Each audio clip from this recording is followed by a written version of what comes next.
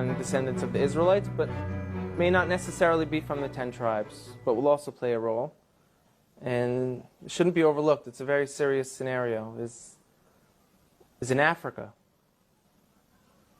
Africa has perhaps hundreds of millions of people with this identity right now of being from the people of Israel. Does that mean they were from the 10 tribes? Likely not. We were taught by the historians and within our own traditions that when the Romans conquered Judea a few hundred years after that the tribes of Israel went into exile, perhaps millions of Judeans were sold into slavery, into Africa, into Rome, deep into Africa. And if you look now, you're seeing people who are most likely the descendants of those slaves who kept true. This truth that we know is rumbling inside the souls of many of our people, okay? In the time of 70 A.D., the Israelites were overthrown by the Roman armies, and they came into Jerusalem in 70 A.D. And, when we read that in the book of St. Luke, chapter 21, you ain't got to get it, chapter 21, verse 20 to 24, Christ was telling us that if we did not get out of Jerusalem, we will be destroyed by the Romans. When you see the armies surrounding Jerusalem, know that the destruction that Moses prophesied in Deuteronomy, the 28th chapter, was near. And so we have to get out of there. Many of us took heed to that and left. There were others that did not want to leave because we had lands, we had things that we did not want to leave, which is basically like Lot's wife. That when the order was get the hell out of here, we did not want to leave. So when the Romans came in, they did not play games. They chopped our babies, they chopped our people up with the swords, killed us, and destroyed our people utterly.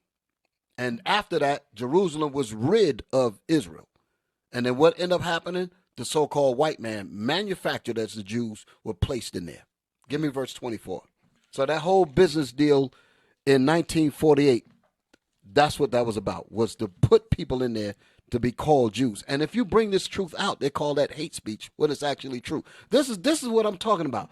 They don't want the truth. They want to take the truth and make you think that it's lies and say that it's about hate speech because liars are being hurt by the truth. So they're saying, listen, we are to protect the liars. And if you're bringing truth and hurting the liars' feelings, you're anti-Semitic. Yep. That's the foolishness that we're under. You got it? Yes, sir. Read. Luke chapter 21 and verse 24. And they shall fall by the edge of the sword. That they shall fall by the edge of the sword. So you had many groups that did leave. Okay, when Rudolph R. Windsor's book, he said that over 1 million Jews fled into Africa, and it said that they were black. Okay, in his book. Okay, and he had to put a redundant statement to say that they were black because everybody knew that the Jews were black. Right. Everybody knew that back then. But now all of a sudden it's a big question. So he had to make that point in his book to say that the slave markets were full of black Jewish slaves. Right. In Rudolph R. Windsor's book. Okay. So read.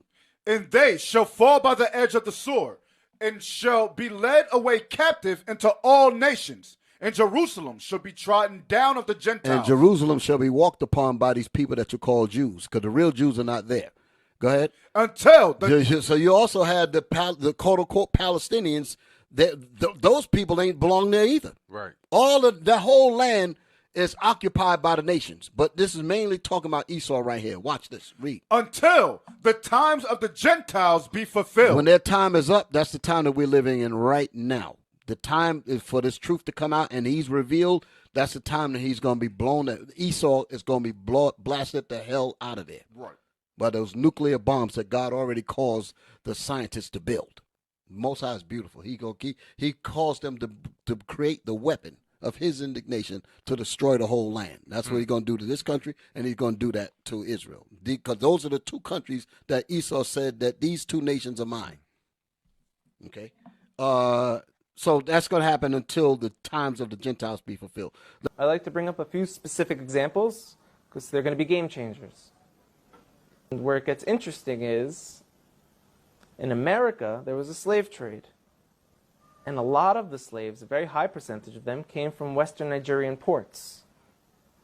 And in America today, you see a very large movement of African Americans who say that they're the real chosen people, that they're the children of Israel, they're the Judeans. So what are they just trying to create an identity for themselves because they were slaves, or is there really something here? And the answer is most likely there is something there. And most likely maybe that they were the original Israelites, and maybe that the Jewish people today who are white, Caucasian people came in a little bit later on. We know that some of the greatest sages of the transmission of the Torah were converts from Rome. You have a man named Onkelos who wrote a commentary on the Torah, unprecedented, that we still learn today. He was a convert. Some of the largest pillars on the transmission today were Roman converts. So here we are, we're Caucasian Jewish people, and now you have people in Africa saying that they're the real people of Israel. It can't be ruled out at all. We know they were sold into slavery. We know now that they're fulfilling prophecies by saying, we're coming back.